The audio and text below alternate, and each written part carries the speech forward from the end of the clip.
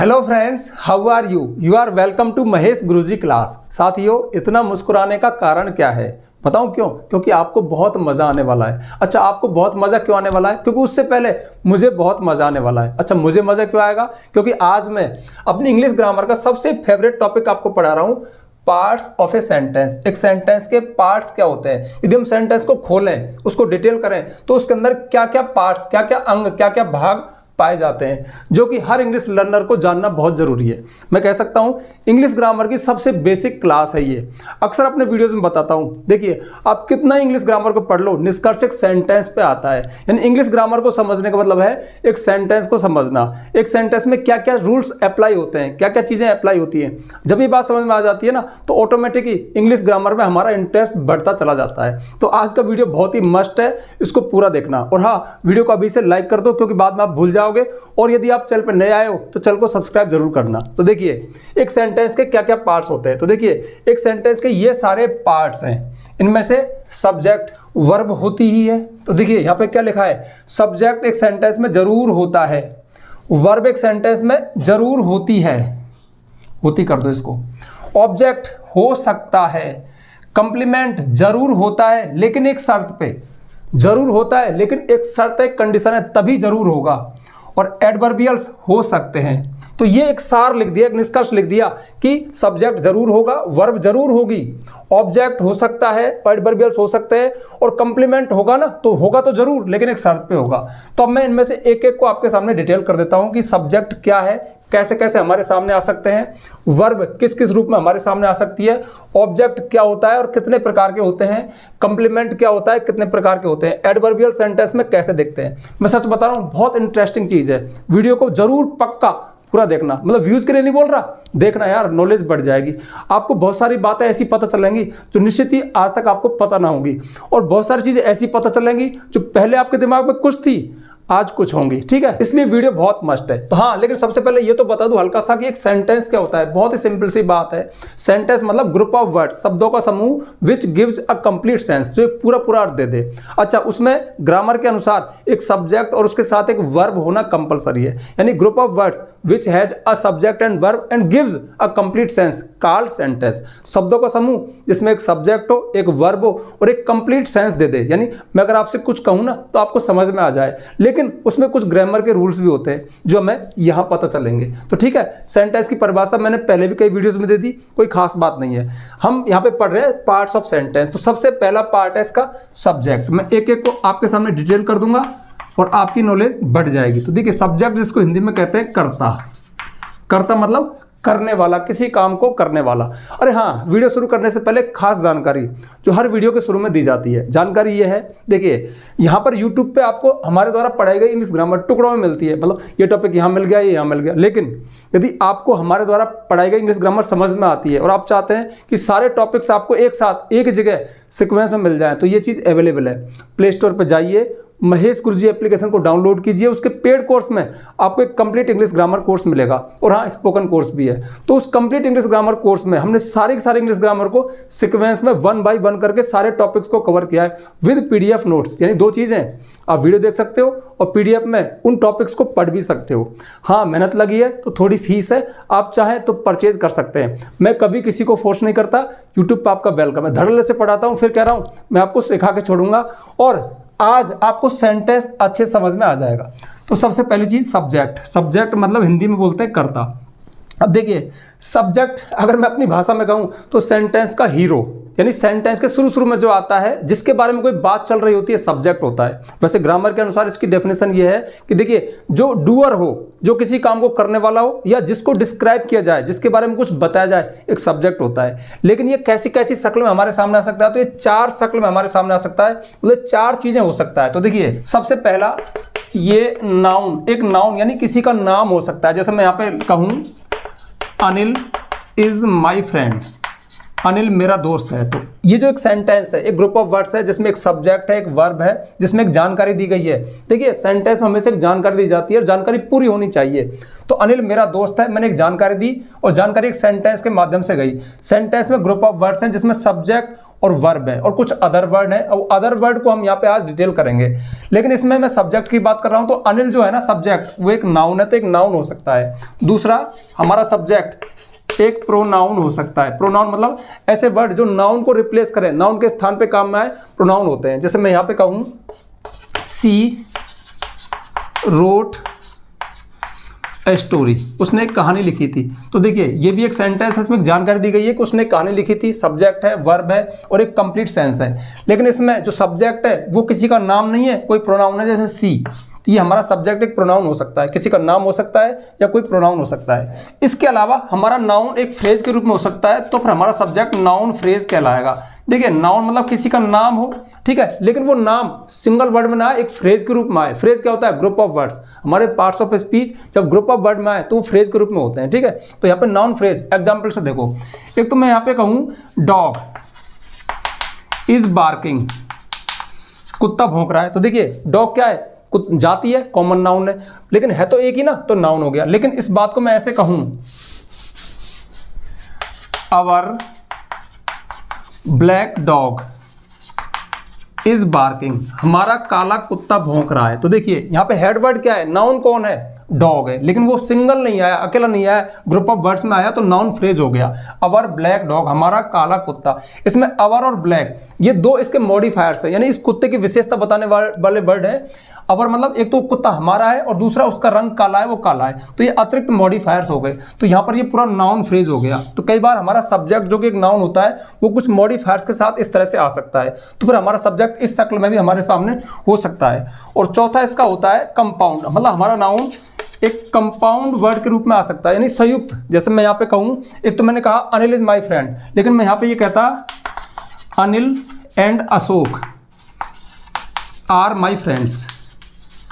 तो देखिए ये हमारा सब्जेक्ट एक कंपाउंड सब्जेक्ट हो गया, ये कंपाउंड वर्ड है, यानी सब्जेक्ट एक नहीं है, दो व्यक्ति है। मेरा दोस्त कोई एक व्यक्ति नहीं है, अनिल भी है और अशोक भी है, तो ये हमारा एक कंपाउंड नाउन हो गया। तो इस तरह से हम सब्जेक्ट को इन चार फॉर्म में सेंटेंस में देख सकते हैं। अच्छा, सब्जेक्ट के बारे में खास बात और देखिए, सब्जेक्ट वैसे मैंने बताया सेंटेंस का हीरो होता है, क्योंकि बात तो इसी की चल रही होती है ना। तो देखिए इसके बारे में दो बात है, या तो ये कुछ करे या फिर इसके बारे में कुछ बताया जाए। तो देखिए इसके बारे में क्या बताया गया? Anil is my friend, Anil मेरा दोस्त है। इस सेंटेंस में अनिल कुछ भी नहीं कर रहा है, लेकिन अनिल के बारे में कुछ बताया गया है, कुछ डिस्क्राइब किया गया है, तो यहां पर तो ये है। और दूसरा सी रोट ए स्टोरी, उसने एक कहानी लिखी थी। यहां पर सी के बारे में कुछ बताया नहीं गया है, वो सी ने क्या किया, वो क्या कर रही है, उसने एक कहानी लिखी थी, तो कुछ करना बताया। तो देखिए सब्जेक्ट के बारे में या तो कुछ डिस्क्राइब किया जाए, मतलब कुछ बताया जाए कि सब्जेक्ट क्या चीज है। जैसे मैं कहूँ सी इज अ डॉक्टर, वह एक डॉक्टर है, तो सी कुछ कर नहीं रही है, एक डॉक्टर है, लेकिन यहाँ पे कुछ करना। ऐसे अवर ब्लैक डॉग इज बार्किंग, हमारा काला कुत्ता, यहाँ पर कुछ करना बताया जा रहा है। सब्जेक्ट के बारे में क्या, वो भौंक रहा है।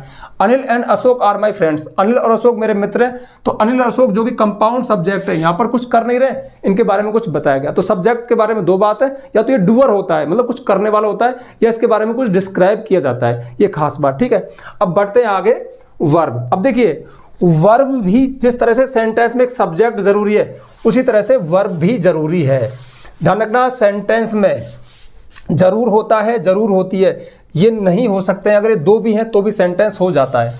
तो वर्ब के बारे में मैं क्या बताऊं अब? देखिए वर्ब जो है ना वो सिंगल वर्ड के रूप में आ सकती है, या फिर हेल्पिंग वर्ब, मेन वर्ब के रूप में आ सकती है। बस छोटी सी बात है। तो जो चीज़ ज़्यादा मतलब नॉर्मल सी है उनके बारे में ज़्यादा डिस्क्राइब नहीं करना। तो ये दो तरह की हो सकती है, हेल्पिंग वर्ब या फिर मेन वर्ब, या फिर अकेली वर्ब एक वर्ड में आ सकती है। जैसे मैं यहाँ पे लिखूँ सी इज अ डॉक्टर, वह एक डॉक्टर है, तो इस इसमें क्या है, एक मेन वर्ब है। ध्यान रखना be form is am are was verb, जब किसी सेंटेंस में सिंगल आए, इनके साथ और कोई हेल्पिंग मेन वर्ब ना आए, तो ये खुद ही मेन वर्ब होती है, क्योंकि लिंकिंग वर्ब होती है। तो यहाँ पर इस सेंटेंस में एक ही वर्ब है जो क्या है, इज।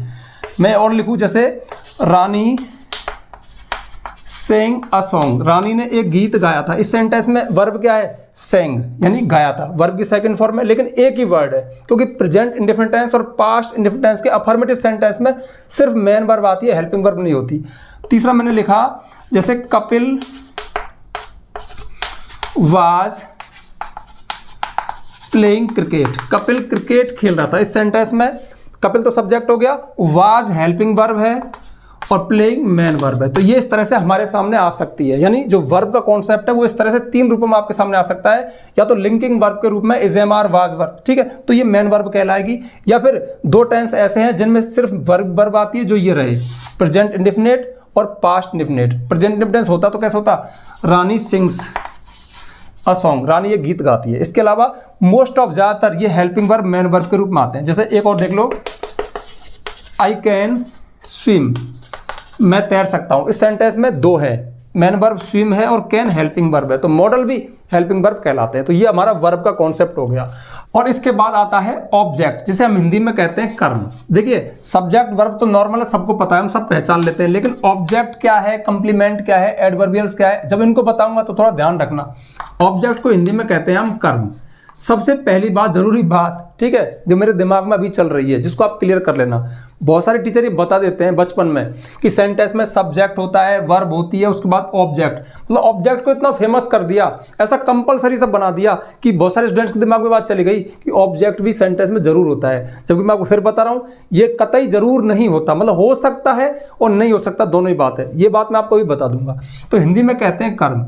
इसके बारे में 3-4 खास बात है। सबसे पहले नॉर्मल सी बात, ये सेंटेंस में वर्ब के जस्ट बाद पाया जाता है, मतलब ऐसे तो आप पहचान लोगे ना। अब देखिए, अब इस बात को ऐसे मत ले लेना कि किसी भी सेंटेंस में वर्ब के जस्ट बाद जो वर्ड होगा वो ऑब्जेक्ट होगा, ये बिल्कुल नहीं हो सकता, लेकिन होगा तो वर्ब के बाद होगा। दूसरी बात, इसकी डेफिनेशन क्या है, तो देखिए इसकी डेफिनेशन सिंपल सी है। चलो पहले मैं एक एग्जांपल लिख दूं। जैसे मैंने यहां पे लिखा, पहला है, जैसे मैंने लिखा Rani sing a song in the party. 3-4 example लिख दूं, फिर एक साथ बता दूंगा। दूसरा, जैसे मैंने लिखा I wrote a short story yesterday, ठीक है, कल मैंने एक शॉर्ट स्टोरी लिखी थी। जैसे मैंने यहां पे लिखा I saw him going to the market, मैंने उसे बाजार जाते हुए देखा। जैसे मैंने यहां पे लिखा she likes me very much.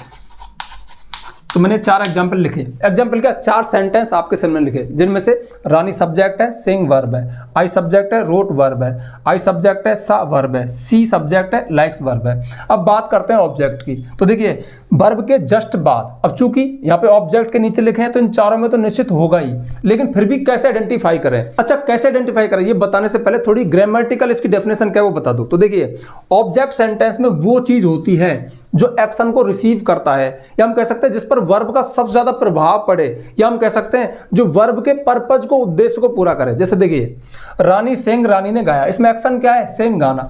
इस एक्शन को किस वर्ड ने रिसीव किया, इस सॉन्ग ने, ठीक है, मतलब गाया, क्या गाया, एक गीत गाया। जैसे हम कह सकते हैं कि जो गाने का पर्पज है उसने गाया था, ये सेकंड फॉर्म है, सिंग सिंग संग, ये सेकंड फॉर्म है, पास्ट टेंस है। तो रानी ने गाया, ठीक है, क्या गाया, एक गीत गाया। तो इस गाने का पर्पज किस वर्ड ने पूरा किया, इस सॉन्ग ने पूरा किया। हम कह सकते हैं कि जिस वर्ड पर क्रिया का प्रभाव पड़े, इस गाने का प्रभाव किस पर पड़ा, इस सॉन्ग पर पड़ा, तो वो ऑब्जेक्ट होता है। लेकिन ये थोड़ी भारी भरकम बातें थी। अब मैं आपको सिंपल सी बात बताता हूं, एक सिंपल सी थ्योरी बताता हूं कि ऑब्जेक्ट को कैसे आइडेंटिफाई कर सकते हैं। तो सिंपल सा फॉर्मूला है, हमारे सेंटेंस में जो एक्शन होता है, जिसे हम वर्ब कहते हैं, जो क्रिया कहते हैं ना, उससे आपको 2 ही क्वेश्चन करने हैं। क्या, एक तो व्हाट, जिसका अर्थ होता है क्या, या फिर whom, जिसका अर्थ होता है किसे।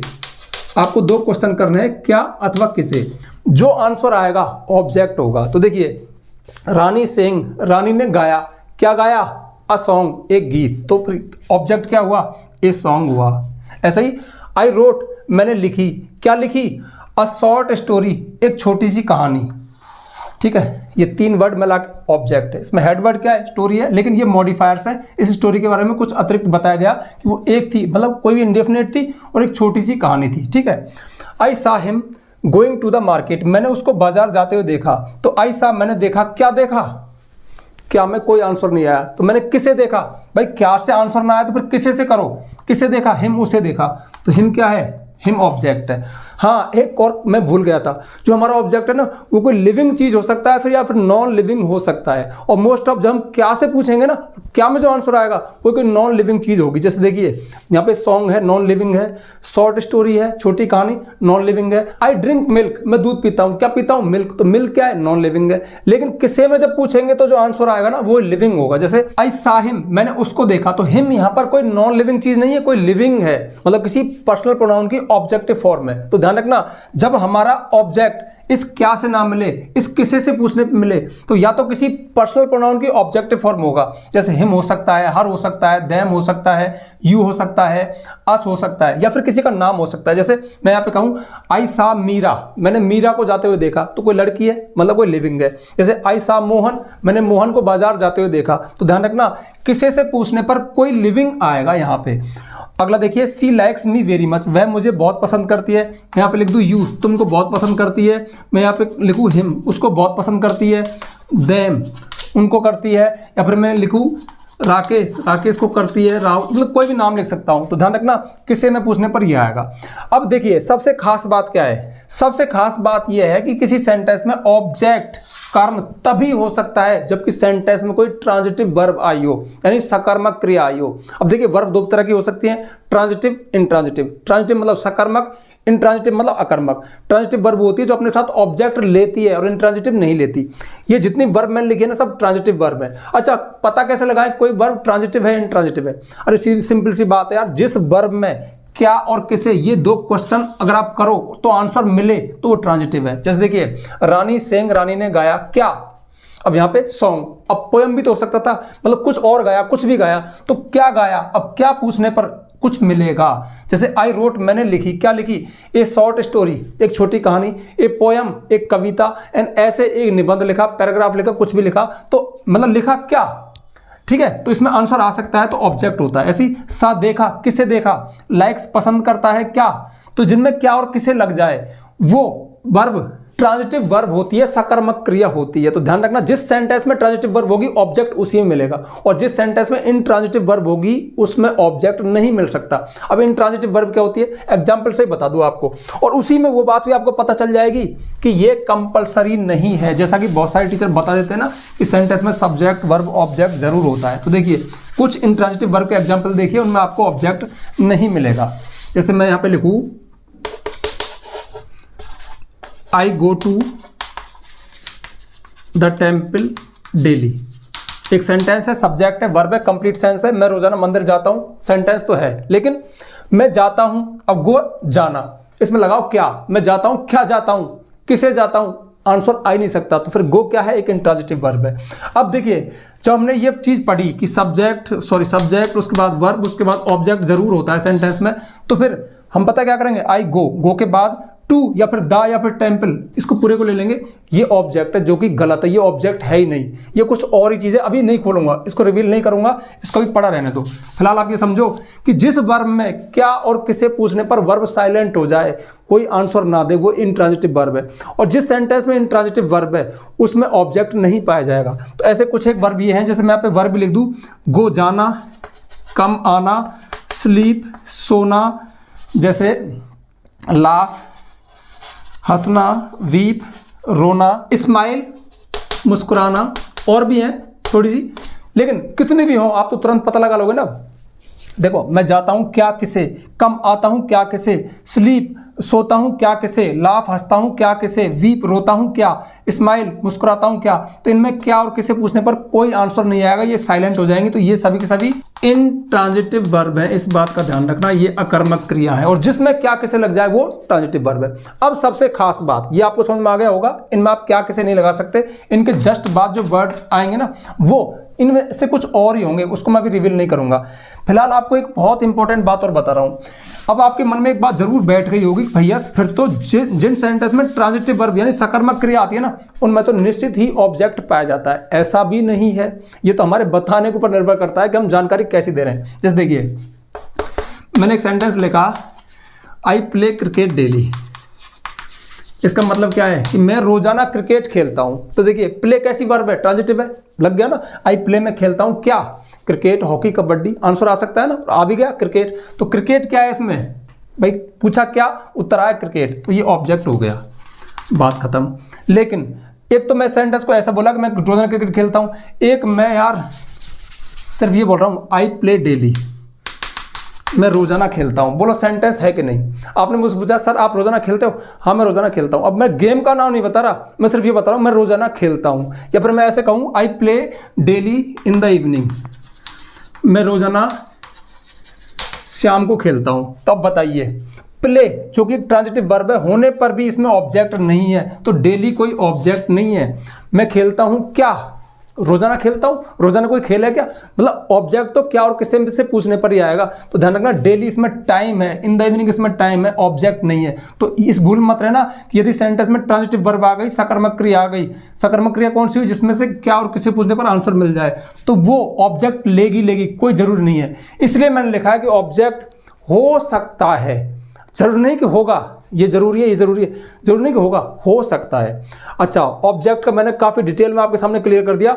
अब ऑब्जेक्ट के बारे में एक चीज़ और बची है बस, कि ऑब्जेक्ट दो तरह के हो सकते हैं, मतलब दो तरह हो सकते नहीं, होते हैं। एक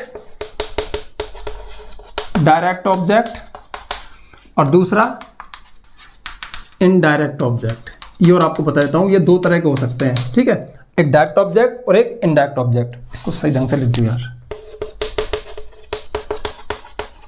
तो देखिए डायरेक्ट ऑब्जेक्ट क्या होता है, इनडायरेक्ट ऑब्जेक्ट क्या होता है, सिंपल सी परिभाषा यही लिख देता हूं। डायरेक्ट ऑब्जेक्ट वो होगा जो क्या पूछने पर, मतलब देखो सेंटेंस में मोस्ट ऑफ ऑब्जेक्ट एक ही होता है, लेकिन अगर दो आए तो पहचाने कैसे है कि डायरेक्ट कौन सा है। तो देखिए जिसमें आप क्या लगाओगे ना, मतलब वर्ब में जब क्या लगाओगे, जो आंसर आएगा वो तो डायरेक्ट ऑब्जेक्ट होगा, और किसी से पूछने पर whom से आएगा जो एक इनडायरेक्ट ऑब्जेक्ट होगा। अब ऐसे सेंटेंस में आपको बताता हूं जिसमें ये दोनों हो सकते हैं। जैसे मैं यहां पे लिखूं my father asked me A question, मेरे पिता ने मुझसे क्वेश्चन पूछा। तो देखिए माई फादर आस्क्ड, मेरे पिता ने पूछा, आस्क पूछा। तो सबसे पहले तो पता लगाएं कि वर्ब ट्रांजिटिव है इंट्रांजिटिव, मतलब ऑब्जेक्ट ले सकते नहीं ले सकते। तो देखो पूछा, क्या पूछा, एक क्वेश्चन, किससे पूछा, मी, मुझसे।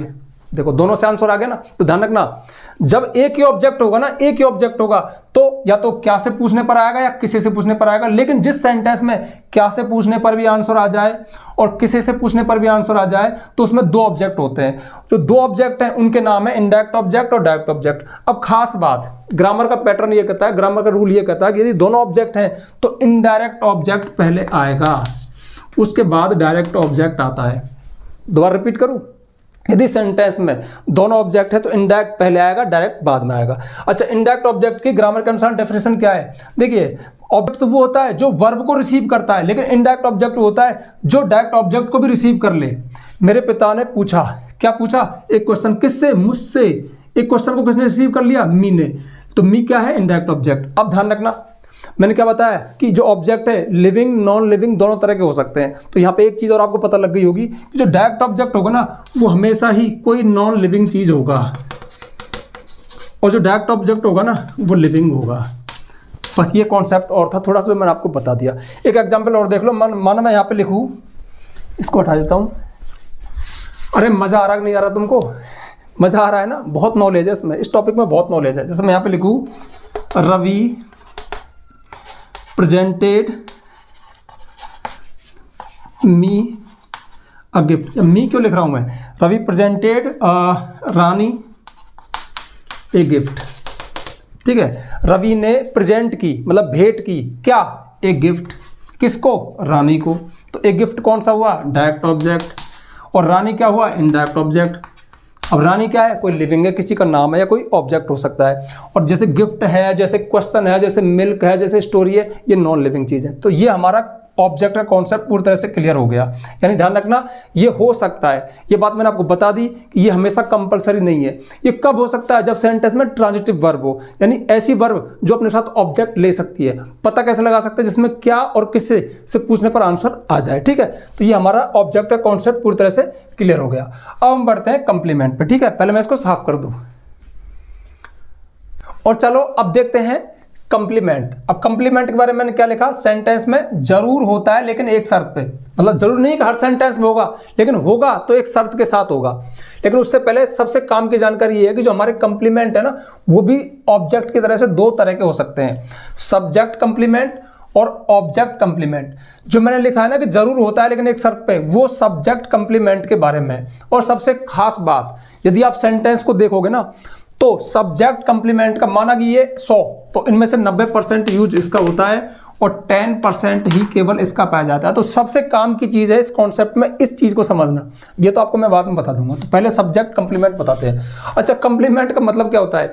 कंप्लीमेंट का हिंदी मतलब होता है पूरक, मतलब ये पूरा करता है किसको? जब ये सब्जेक्ट के बारे में कुछ अतिरिक्त बता के सब्जेक्ट को पूरा करे, उसके बारे में कुछ अतिरिक्त ऐसी बात बताए जो बहुत जरूरी हो, तो वो सब्जेक्ट कंप्लीमेंट कहलाता है। जैसे राहुल इज माई सन, राहुल मेरा बेटा है। तो देखिए राहुल के बारे में क्या बताया कि वो मेरा सन है। तो सबसे खास बात मैं लिख भी देता हूं, बहुत काम की बात है, ये रीनेम करे। चलो यहां लिख देता हूं, रीनेम। कंप्लीमेंट वो वर्ड होता है जो सब्जेक्ट या ऑब्जेक्ट को रीनेम करे, मतलब उसका दूसरा नाम बता दे। मतलब राहुल कौन है? मेरा सन। तो मेरा सन ही कौन है? राहुल है। तो राहुल का पूरक वर्ड क्या है? माई सन। और राहुल के बारे में एक खास जानकारी क्या दी गई कि मेरा सन है, तो राहुल को रीनेम कर दिया, इसका दूसरा नाम क्या है? माई सन। तो राहुल सब्जेक्ट है, इस सब्जेक्ट का कंप्लीमेंट क्या है? माई सन। ठीक है, आगे देखो, आई एम वेरी हैप्पी टुडे, मैं आज बहुत खुश हूं। तो आई एम मैं हूं क्या? Very happy. टुडे नहीं, ध्यान रखना, केवल वेरी हैप्पी। तो मैं ही क्या हूं? मेरा ही मतलब मेरा ही दूसरा क्या है? पूरा क्या है? Very happy. तो मतलब बहुत खुश मैं हूं, मैं ही बहुत खुश हूं। राहुल ही मेरा बेटा है, मेरा बेटा ही राहुल है। तो आई को रिनेम किया, आई के बारे में कुछ बताया, कुछ विशेषता बताई कि मैं बहुत खुश हूं। हाँ, खास बात, जो हमारे कंप्लीमेंट है ना, ये कोई नाउन हो सकते हैं, कोई एडजेक्टिव हो सकते हैं। तो माई सन क्या है? नाउन है। और वेरी हैप्पी क्या है? एडजेक्टिव है। यू सीम सैड, तुम दुखी प्रतीत होते हो। तो तुम कैसे प्रतीत हो रहे हो? दुखी, एडजेक्टिव है। मिल्क टेस्टेड स्वीट, दूध मीठा लगा। तो कैसा लगा? मीठा। मीठा ही दूध है, दूध ही मीठा है, मतलब इसको रिनेम कर दिया। मिल्क का दूसरा नाम क्या आ गया? स्वीट है वो, मतलब इसके बारे में एक विशेषता आ गई। द ब्रेड स्मेल्स अमेजिंग, जो ब्रेड है उसमें से अजीब सी सुगंध आ रही है। तो अमेजिंग क्या है? ब्रेड। मिल्क क्या है? मीठा। तुम क्या हो? दुखी। मैं क्या हूं? बहुत खुश। राहुल क्या है? मेरा बेटा। अब इनके बारे में ऐसी खास बात, जरूर होता है लेकिन एक शर्त पे, ये बात और एक ऐसी जानकारी जो आपके दिमाग में हमेशा के लिए चली जानी चाहिए। ये रीनेम को तो हटाऊं यार, क्योंकि यहाँ पे लिखूंगा उस बात को मैं। रीनेम तो यहाँ लिख लो आप, ये रीनेम करता है, मतलब उसका दूसरा नाम दे देता है किसका? सब्जेक्ट का या ऑब्जेक्ट का। यहाँ पे हम सब्जेक्ट की बात कर रहे हैं। तो देखिए इनके बारे में खास बात क्या है कि कंप्लीमेंट किस सेंटेंस में पाया जाता है? जिस सेंटेंस में कोई लिंकिंग वर्ब हो, एक्शन वर्ब ना हो। बस इस बात का ध्यान रखना। जो हमारे टीचरों ने पढ़ा रखा ना, सब्जेक्ट वर्ब ऑब्जेक्ट, मतलब ऑब्जेक्ट जरूर, कतई जरूर नहीं है। अगर सेंटेंस में कोई लिंकिंग वर्ब आई है तो उस सेंटेंस में ऑब्जेक्ट नहीं पाया जाएगा, उसमें कंप्लीमेंट पाया जाएगा। अब जो लिंकिंग वर्ब है ना, इसके बारे में सबसे खास बात मैं 10-5 आपको बताऊंगा, आप भूल जाओगे, लेकिन हमेशा ध्यान रखना।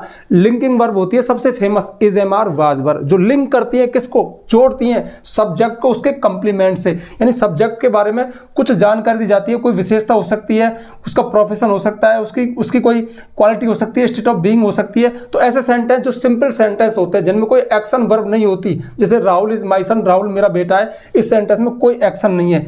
तो जो लिंकिंग वर्ब होती है ना, वो लिंक करती है सब्जेक्ट को कंप्लीमेंट से। और ये फेमस है बी की form, is am are was were, मतलब प्रेजेंट में इज एम आर, पास्ट में वाज वर। या फिर जैसे सीम, प्रतीत होना, टेस्ट, स्वाद लगना, स्मेल, सुगंध आना, अपीयर, प्रकट होना, लाइक, पसंद करना, ये लिंकिंग वर्ब है जो लिंक करती है सब्जेक्ट को उसके कंप्लीमेंट से। तो जिस सेंटेंस में कोई लिंकिंग वर्ब है, अब सीम, टेस्ट, इनके एग्जांपल कम आते हैं। Most of, is am are, was were के एग्जांपल भरे पड़े हैं। बस देयर वाज ए किंग, एक बार एक राजा था, इस तरह से ना।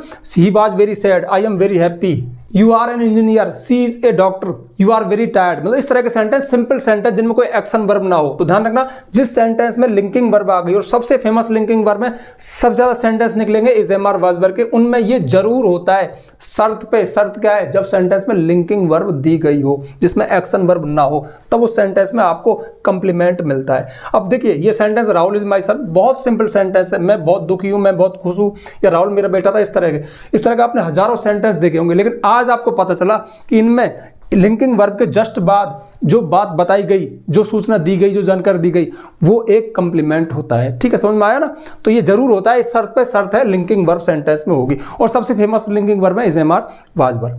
अब देखते हैं दूसरा, ऑब्जेक्ट कंप्लीमेंट, देखिए ऑब्जेक्ट कंप्लीमेंट कभी कभी पाया जाता है, इसलिए मैंने 10% में लिया। तो जो ऑब्जेक्ट के बारे में कुछ बताए, ऑब्जेक्ट को रिनेम करे, यहाँ पे सब्जेक्ट को रिनेम किया मतलब उसका दूसरा नाम बताया, उसके बारे में कुछ दूसरी बात बताई।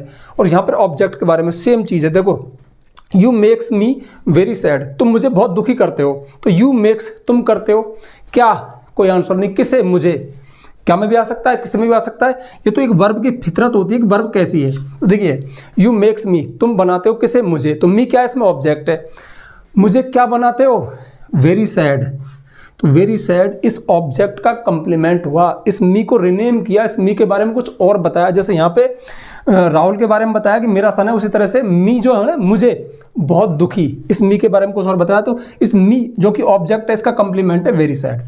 वी अपॉइंटेड राजू पियोन, हमने राजू को पियोन नियुक्त किया। तो वी अपॉइंटेड हमने नियुक्त किया, क्या कोई आंसर नहीं, किसे, राजू को, ठीक है, किसे में आंसर आया ना। और जो किसे में आएगा वो कोई लिविंग हो सकता है, यानी कोई ऑब्जेक्ट की किसी प्रोनाउन की ऑब्जेक्टिव फॉर्म या फिर कोई व्यक्ति, पर्सन। तो वी अपॉइंटेड राजू, हमने राजू को नियुक्त किया, ये ऑब्जेक्ट है, क्या, पियोन।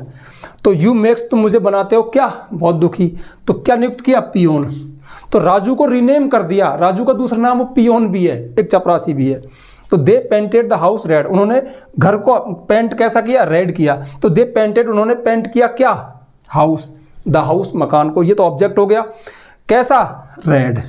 तो रेड क्या है, इसका कंप्लीमेंट है इस ऑब्जेक्ट का, तो ये है। तो ठीक है, ये आपको कंप्लीमेंट समझ में आ गया होगा। सबसे फेमस यूज इसका ये है, जो आप देख रहे हो ना, ये इस तरह से, जब सेंटेंस में लिंकिंग वर्ब दी गई हो, और ये कोई नाउन हो सकता है, कोई एडजेक्टिव हो सकता है, इस बात का ध्यान रखना। अब हमारा एक लास्ट बचा है एडवर्बियल्स, ठीक है, आप फटाफट से इसको नोट कर लो, फिर बढ़ते हैं आगे। और चलिए अब हमारा लास्ट बचा है एडवर्बियल्स। अब देखिए एडवर्बियल्स को समझना बहुत जरूरी है, क्यों, ये सेंटेंस में बिखरे पड़े हैं और आज आपको पता चल जाएगा कि एडवर्बियल्स क्या होते हैं। सबसे खास बात, ये भी सेंटेंस में हो सकते हैं, मतलब कंपलसरी नहीं है, हो भी सकते हैं, नहीं भी हो सकते, लेकिन ज़्यादातर ये होते ही हैं और बहुत मात्रा में होते हैं। तो देखिए एडवर्बियल्स क्या होते हैं। तो देखिए एडवर्बियल्स ऐसे वर्ड, ऐसे शब्द जो वर्ब के बारे में बताएं। ध्यान रखना, एडवर्बियल में वर्ब आ रहा है ना, इनका रिलेशन, इनका संबंध सिर्फ और सिर्फ वर्ब से है, क्रिया से, मतलब क्रिया से रिलेशन है इनका। तो वर्ब के बारे में क्या बताएं, वर्ब के बारे में बताएं, वर्ब कब हुई, कहाँ हुई, क्यों हुई, कैसे हुई। यानी वर्ब के बारे में अगर आप पूछो कि कब हुई, तो जो आंसर आएगा वो एडवर्ब होगा। कैसे हुई, कहाँ हुई, क्यों हुई की जानकारी दे, एडवर्ब होते हैं। खास बात, ये एक वर्ड के हो सकते हैं, मतलब एक ही word, group of words, phrase के रूप में हो सकते हैं या फिर क्लॉज के रूप में हो सकते हैं। एग्जाम्पल देखो, आई वेंट, इसमें आई क्या है, सब्जेक्ट है, वेंट गया, वर्ब है, ठीक है। अब सब्जेक्ट और वर्ब तो जरूर होती हैं, उसके अलावा अब देखो इसमें ऑब्जेक्ट है नहीं, आप पता लगा सकते हो। आई वेंट में गया, क्या गया, किसे गया, चुप हो गई वर्ब, क्यों, जो गो वर्ब है ना, जैसे सेकंड फॉर वेंट है, वो इंट्रांजिटिव वर्ब है, अकर्मक क्रिया है, वो अपने साथ ऑब्जेक्ट लेगी नहीं। तो अब देखो, अच्छा दूसरी बात, कंप्लीमेंट हो सकता है क्या, नहीं हो सकता, क्यों, इसमें वेंट का एक्शन वर्ब है। जिस सेंटेंस में एक्शन वर्ब होती है ना, उनमें सब्जेक्ट कंप्लीमेंट नहीं पाया जाता, और इसमें ऑब्जेक्ट कंप्लीमेंट भी नहीं हो सकता, क्योंकि ऑब्जेक्ट नहीं है तो ऑब्जेक्ट कंप्लीमेंट कहां से आएगा। तो सीधी सी बात है, इसमें ऑब्जेक्ट भी नहीं है और कंप्लीमेंट भी नहीं है। अब देखो, आई वेंट में गया, कहां गया, टू आगरा। तो टू आगरा क्या है, प्लेस है, तो फिर क्या है, एडवर्बियल है। एक खास बात और, देखिए मैंने क्या कहा था, जो एडवर्बियल्स है ना, वो एक वर्ड का हो सकता है, फ्रेज के रूप में हो सकता है, क्लॉज के रूप में हो सकता है। लेकिन इस सेंटेंस की डेफिनेशन में, पार्ट्स ऑफ सेंटेंस में जब इस चीज को पढ़ाते हैं ना, तो चाहे एक वर्ड हो चाहे ग्रुप ऑफ वर्ड हो, उसको हम एडवर्बियल्स कहते हैं। तो यहाँ पे टू आगरा क्या है, एक एडवर्बियल है, ठीक है। तो आई वेंट में कहाँ गया, क्योंकि इसने प्लेस बताया, क्रिया के बारे में जानकारी दी, तो एडवर्बियल है। तो मैं गया कहाँ, Agra. To see the Taj Mahal, Taj Mahal देखने के लिए गया। तो यहाँ पे हमने क्वेश्चन किया, क्यों गया, आगरा क्यों गया, to see the Taj Mahal. Answer आया, रीजन बताया। तो रीजन बताने वाले वर्ड क्या होते हैं, एडवर्ब होते हैं। टू सी द ताजमहल, हालांकि फ्रेज के रूप में है। आगे देखो, कैसे गया, बाई ट्रेन, ठीक है, इसने तरीका बताया, वर्ब कैसे हुई, बाई ट्रेन, तो क्या है, एडवर्बियल है। और कब गया, कल गया, क्या है, एडवर्बियल है। तो इसमें चार एडवर्बियल है, चार मैंने एक साथ दे दिए। अब आपने मोस्ट ऑफ सेंटेंस ऐसे देखे होंगे जिनमें हम ऐसे प्लेस बताते हैं, भाई मैं जयपुर जा रहा हूं, तो ठीक है, I am going to Jaipur. तो जयपुर क्या है, एडवर्ब है, प्लेस है, जो वर्ड प्लेस को बताएं। अब देखो फेमस एडवर्ब क्या है, हेयर, देयर, इस तरह के वर्ड। लेकिन ध्यान रखना, जब आप किसी स्थान को जा रहे हो तो जो प्लेस का नाम है, चाहे किसी शहर का ही नाम है, वो भी ग्रामर की भाषा में एडवर्बियल कहलाएगा, ठीक है। आगे देखो, we played a cricket match in stadium last evening. We played, we तो हमारा सब्जेक्ट हो गया, हमने खेला वर्ब हो गया, क्या खेला, एक क्रिकेट मैच, और क्या से जो आंसर आया वो क्या है, ऑब्जेक्ट है। तो इसमें एक क्रिकेट मैच क्या हो गया, ऑब्जेक्ट है। हमने खेला क्या, एक क्रिकेट मैच, ऑब्जेक्ट है। उसके अलावा क्या बचा, इन स्टेडियम, कहाँ खेला, इसको हटा दूं क्योंकि बात चल रही है। तो कहाँ खेला, स्टेडियम में खेला। ये जगह क्या है, प्लेस है, मतलब इससे कनेक्ट है, कहाँ, स्टेडियम में, एडवर्बियल। कब खेला, लास्ट इवनिंग, एडवर्बियल। क्यों, ये तो प्लेस है और ये टाइम है। और हाँ एक खास बात, किसी सेंटेंस में प्लेस भी हो टाइम भी हो तो प्लेस पहले आएगा, टाइम बाद में आएगा। अगला देखो, Ram is in the room, Ram कमरे में है। कितना शानदार एग्जाम्पल है, इसमें आपको एक नई चीज पता चलेगी। राम इज, राम है, तो देखो ये कैसा है, लिंकिंग वर्ब वाला है ना, तो इसमें एक्शन वर्ब तो है नहीं। मैंने क्या बताया, is am are was verb, जब लिंकिंग वर्ब के रूप में आए तो खुद ही मेन वर्ब कहलाती है। तो राम इज, अब हमें ऐसा लग रहा है कि इसमें आगे कंप्लीमेंट आना चाहिए, राम है इन द रूम, राम कमरा है। राम के बारे में रीनेम नहीं किया राम को, तो ध्यान रखना ये भी जरूरी नहीं। एक नई बात और पता लग गई कि जिस सेंटेंस में लिंकिंग वर्ब होगी उसमें कंप्लीमेंट होगा ही होगा, कोई जरूरी नहीं है। इस सेंटेंस में ये क्या है, राम कहाँ है, कमरे में। ये जो इन द रूम है ना, प्लेस है, ध्यान रखना एडवर्बियल है। तो राम इज, राम सब्जेक्ट है, इज वर्ब है, और इन द रूम क्या है, एडवर्बियल है। एक नई चीज पता लग गई आपको। तो देखो बहुत सारे टीचर पढ़ाते हैं ना SVO, सब्जेक्ट वर्ब ऑब्जेक्ट, मतलब इसको ऐसे बताते हैं कि ये वेद वाक्य, आज रॉन्ग सिद्ध हो गया, ठीक है। सब्जेक्ट है, वर्ब है, ऑब्जेक्ट नहीं है, ठीक है, क्या है, एडवर्बियल है। फिर कुछ बताते हैं SVC, सब्जेक्ट वर्ब कंप्लीमेंट, ठीक है, मतलब इसको ऐसे वेद वाक्य के रूप में बताएंगे, सब्जेक्ट वर्ब, लेकिन ये भी टूट गया। यहाँ पे एक नई चीज मिली, क्या, यहाँ पे लिख दूं ना इसके सामने, S subject verb A adverbial, SVA। तो सेंटेंस के जो पैटर्न है, जो स्ट्रक्चर है, वो कई तरह के हो सकते हैं, और इस पर मैंने इसी चैनल पे एक वीडियो भी बनाया है, ठीक है, आप जाके चेक कर लेना, फिर किसी दिन और बना देंगे। फिलहाल आप ये देखो कि ऐसे ऐसे स्ट्रक्चर हो सकते हैं। एक सिंपल सेंटेंस है, इसमें लिंकिंग वर्ब है लेकिन लिंक नहीं कर रही, मतलब सिचुएशन ही ऐसी है, तो हम क्या करें, यहाँ पे एक एडवर्बियल है। आगे देखो, the teacher punished me because I was late, teacher ने मुझे पनिश किया, ठीक है, टीचर ने सब्जेक्ट हो गया, पनिश वर्ब हो गया, मी किसे किया, मुझे किया, ठीक है। तो मी क्या है इसमें, ऑब्जेक्ट है, ठीक है, लिविंग वाला। क्यों किया, क्योंकि मैं लेट था, तो ये क्या है, रीजन है। लेकिन रीजन जो हमारे सामने आया वो क्या, एडवर्बियल हुआ, लेकिन शक्ल कैसी है, इसमें सब्जेक्ट भी है, वर्ब भी है, तो एक क्लॉज है। क्लॉज क्या होता है, इसमें सब्जेक्ट और वर्ब हो, दो तरह के हो सकते हैं, मेन क्लॉज, सबऑर्डिनेट क्लॉज। और जो सबऑर्डिनेट क्लॉज है वो तीन तरह के हो सकते हैं, noun clause, adjective clause, adverb clause. तो यहाँ पर ये एडवर्ब का काम कर रहा है। जो क्लॉज तो है, सब्जेक्ट है, वर्ब है, क्लॉज है, लेकिन काम क्या कर रहा है, एडवर्ब का। क्यों, क्योंकि ये रीजन बता रहा है, तो यहाँ पर ये इस शक्ल में भी आ सकते हैं। हालांकि जब सेंटेंस की बात चलती है ना, तो इनके अलावा फ्रेजेस और क्लॉजेस की बात भी चलती है, बट फिर वीडियो लॉन्ग हो जाता है, वो फिर किसी और वीडियो में। हालांकि ऐसा नहीं होगा, पिछली वीडियो आप उठा के देखोगे तो उनमें आपको कहीं ना कहीं उस तरह के वीडियो बहुत मिल जाएंगे जिनमें मैंने फ्रेजेस और क्लॉजेस को भी समेटा है। लेकिन आज मैं खुश हूँ बता के कि आपको पता लग गया कि सेंटेंस का स्ट्रक्चर कैसे बनता है, उसके पार्ट्स क्या होते हैं। और सबसे खुशी की बात तो ये है, एक एक बात को मैंने डिटेल में बताया, यानी मतलब बहुत सारी चीज़ें आपकी क्लियर हो गई होंगी। अब आपके लिए बस एक काम बचा है कि आज के बाद जब भी कोई सेंटेंस पढ़े तो इन चीज़ों को फाइंड आउट करने की कोशिश करें कि उसमें सब्जेक्ट वर्ब खैर फर्स्ट में आता है तो मैं क्या करूँ, ये बोलने में ये तो पता लग जाता है यार। ऑब्जेक्ट का पता लगाओ, ये दो तरह के हो सकते हैं, डायरेक्ट इनडायरेक्ट। कंप्लीमेंट दो तरह के हो सकते हैं, subject complement, object complement, adverbials, ऐसे वर्ड जो वर्ब के बारे में बताएं, वर्ब कब, क्यों, कहाँ, कैसे हुई, एडवर्बियल्स होते हैं। एडवर्बियल्स एक वर्ड के हो सकते हैं, जैसे यस्टरडे एक ही वर्ड है, लेकिन यहाँ पे देखो टाइम, यस्टरडे एक वर्ड ने बताया, और यहाँ पे लास्ट इवनिंग दो वर्ड है, तो फिर क्या, एडवर्ब फ्रेज हो गया, ठीक है। तो इस तरह से काफ़ी बात है, काफ़ी जानकारी है।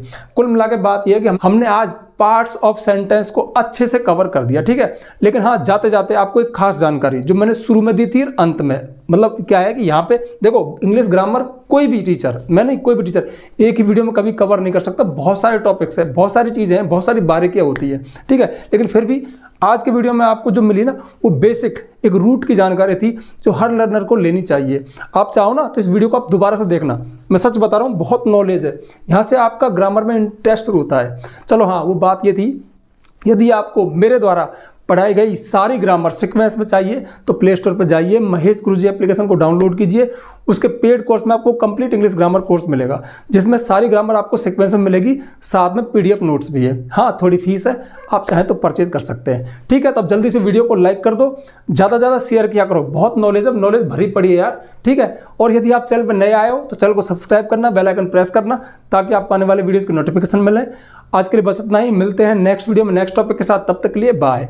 हाँ, नोट करना चाहो तो नोट कर सकते हो।